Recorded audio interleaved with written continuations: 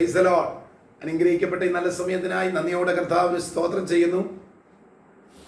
ഒരിക്കൽ രാജാവ് ബിലിയാമിനോട് പറഞ്ഞു, ദൈവത്തിന്റെ ജനത്തെ ഒന്ന് ശപിക്കാൻ. ആ ഒരു ശാപം ഒന്ന് നടത്തി കഴിഞ്ഞാൽ ബിലിയാമിന് നല്ലൊരു തുക തന്റെ കയ്യിൽ കിട്ടുമായിരുന്നു. പക്ഷെ ബിലിയാം സംഖ്യാപുസ്തകം 23-ാം അധ്യായം അതിന്റെ 8-ാമത്തെ വാക്യത്തിൽ ബിലിയാം പറഞ്ഞൊരു വാക്യം ഇങ്ങനെയാണ്: ദൈവം ശപിക്കാത്തവനെ ഞാൻ എങ്ങനെ ശപിക്കും? യഹോവ പ്രാകാത്തവനെ ഞാൻ എങ്ങനെ പ്രാകും? സ്തോത്രം. ആദ്യത്തെ ആ വാക്ക് നിങ്ങൾ ശ്രദ്ധിച്ചോ?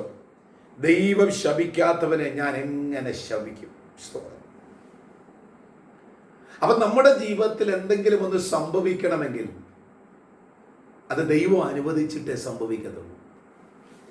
മറ്റുള്ളവർ നമ്മളെ ശപിക്കുമ്പോൾ, മറ്റുള്ളവർ നിനക്കെതിരായിട്ട് എന്തെങ്കിലും ദോഷങ്ങൾ നിരൂപിക്കുമ്പോൾ, അത് നമ്മുടെ ജീവിതത്തിൽ സംഭവിക്കണമെങ്കിൽ ദൈവം അനുവദിക്കണമെന്നാണ് പറഞ്ഞതിന്റെ അർത്ഥം.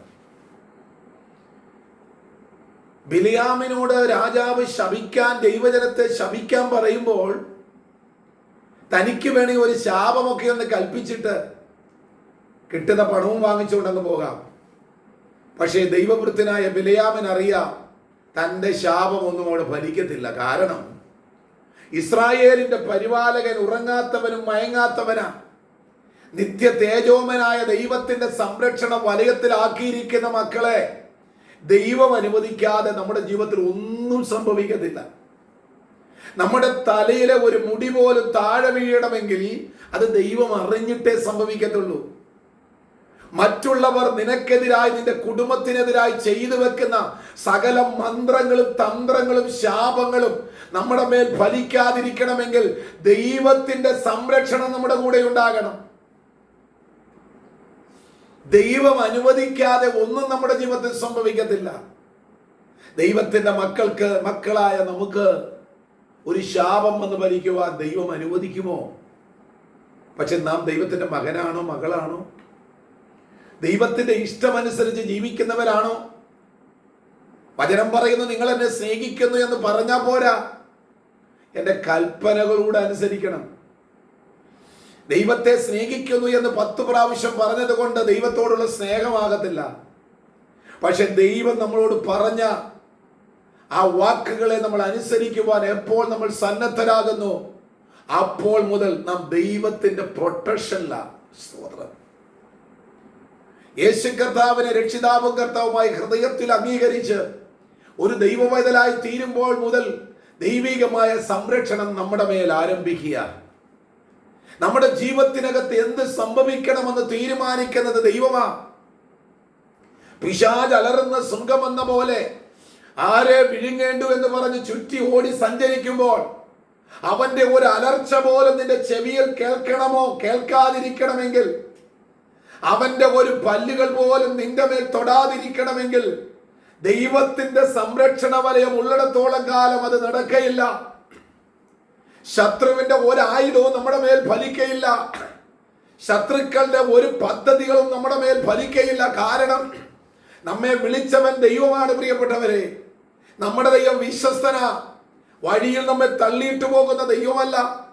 നമ്മളെ മറ്റുള്ള മനുഷ്യർ നമ്മളെ വിളിച്ചു കൊണ്ടുപോയിട്ട് വഴിയിൽ കാര്യം കഴിയുമ്പോൾ നമ്മളെ തള്ളിപ്പറഞ്ഞിട്ട് പോകുന്ന പോലെ നമ്മെ തള്ളിപ്പറയുന്നവനല്ല ദൈവം. ഹല്ലേലൂയ.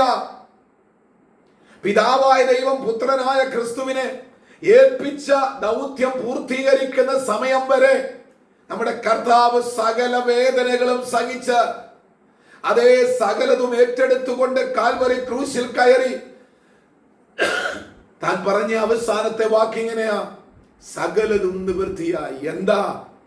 പിതാവായ ദൈവം പുത്രനായ ക്രിസ്തുവിനെ പരമേൽപ്പിച്ചു വിട്ട ഒരു ദൗത്യം പൂർത്തീകരിച്ച് താൻ മടങ്ങുമ്പോൾ തന്റെ മനസ്സിനകത്ത് ഒറ്റ ചിന്തേ ഉണ്ടായിരുന്നുള്ളൂ: തന്നെ ഏൽപ്പിച്ചതായ ദൗത്യം താൻ പൂർത്തീകരിച്ചു. അതെന്തായിരുന്നു? എന്നെയും നിങ്ങളെയും സകല പാപത്തിൽ നിന്നും രക്ഷിക്കുക എന്നുള്ളത്. ആകയാൽ ഇവിടെ ബിലിയാം പറഞ്ഞതുപോലെ ദൈവം ശപിക്കാത്തവരെ ഞാൻ എങ്ങനെ ശപിക്കും? ദൈവം ശപിക്കാത്തവരെ ഞാൻ എങ്ങനെ ശപിക്കും? ആകയാൽ ഇന്ന് പകൽക്കാലം മറ്റുള്ളവർ നിങ്ങൾക്കെതിരായി ചെയ്യുന്ന ഒന്നും നിങ്ങളുടെ ജീവിതത്തിൽ ഫലിക്കയില്ല എന്ന് തന്നെ വിശ്വസിച്ചുകൊണ്ട് ദൈവത്തോട് പറ്റിച്ചേർന്ന് ജീവിക്കുക. പ്രാർത്ഥനയും ആരാധനയും ഉപവാസവും ദൈവകൃപയും നിങ്ങൾ ധാരാളമായി അനുഭവിച്ചുകൊണ്ട് പരിശുദ്ധാത്മാവിന്റെ നിറവോടും ശക്തിയോടും ആത്മനിർവൃതിയോടും കൂടെ ദൈവത്തെ ആരാധിച്ച് മുന്നേറുമ്പോൾ നമ്മുടെ മേൽ ഒരു അനർത്ഥവും വരികയില്ല. ദൈവമൈതലേ, നമ്മുടെ കാൽ കല്ലിൽ തട്ടിപ്പോകാതെ വേണം, നിന്റെ കണ്ണിൽ നിന്നും അടർന്നു വീഴുന്ന ഒരു തുള്ളി കണ്ണുനീര് പോലും തറയിൽ വീഴാതെ വേണം തന്റെ കൈക്കുമ്പിളിലാക്കി നമുക്ക് വേണ്ടി മറുപടി നൽകുന്ന അത്ഭുതം ചെയ്യുന്ന ഒരു കർത്താവുള്ളിടത്തോളം കാലം ഇന്ന് പകൽ വേളയിൽ ഒരു അനർത്ഥവും സംഭവിക്കാതെ നമ്മെ സംരക്ഷിക്കുവാൻ ദൈവം ശക്തനായ ദൈവമാണ്. യഹൂദാ ഗോത്രത്തിന്റെ സിംഹമാണ്. ആകയാൽ നമ്മെ സംരക്ഷിച്ച് നടത്താമെന്നുള്ള ദൈവത്തിന്റെ വാഗ്ദത്തം വിശ്വസിച്ച് ധൈര്യത്തോടെ ഇന്ന് പകൽക്കാലം മുൻപോട്ട് പോകുക. ദൈവത്തിന്റെ കൃപ നിങ്ങളുടെ കൂടെയുണ്ട്. ശത്രു എത്ര പദ്ധതി ചെയ്യട്ടെ, നിങ്ങൾ പേടിക്കണ്ട. ദൈവം നിങ്ങളുടെ കൂടെ ഉണ്ടോ എന്നുള്ള വിശ്വാസം ഉണ്ടാകട്ടെ. ആകയാൽ ഈ പകൽക്കാലം ഉറപ്പും ധൈര്യത്തോടെ നിന്നുകൊണ്ട് പറ, എൻ്റെ കർത്താവിൻ്റെ കൂടെയുണ്ടെങ്കിൽ എൻ്റെ ജീവിതത്തിൽ ഒന്നും സംഭവിക്കത്തില്ല. ശത്രു കൊണ്ടുവരുന്ന ഒന്നും എൻ്റെ ജീവിതത്തിൽ സംഭവിക്കത്തില്ല. എൻ്റെ ദൈവം എൻ്റെ കൂടെയുണ്ട്. ധൈര്യത്തോടെ പറയാൻ പറ്റുമോ? ഇന്നത്തെ പകൽ വേളയിൽ എൻ്റെ കുടുംബത്തോടെ കൂടെ എൻ്റെ ദൈവമുണ്ട്. എൻ്റെ മക്കളുടെ കൂടെ ദൈവമുണ്ട്. എൻ്റെ ആവശ്യങ്ങളിൽ ദൈവമുണ്ട്. എൻ്റെ വേദനയിൽ എൻ്റെ ദൈവം എൻ്റെ കൂടെയുണ്ട്. എൻ്റെ മരുഭൂമിയിൽ ദൈവം എൻ്റെ കൂടെയുണ്ട്. എൻ്റെ രോഗശയിൽ ദൈവം എൻ്റെ കൂടെയുണ്ട്.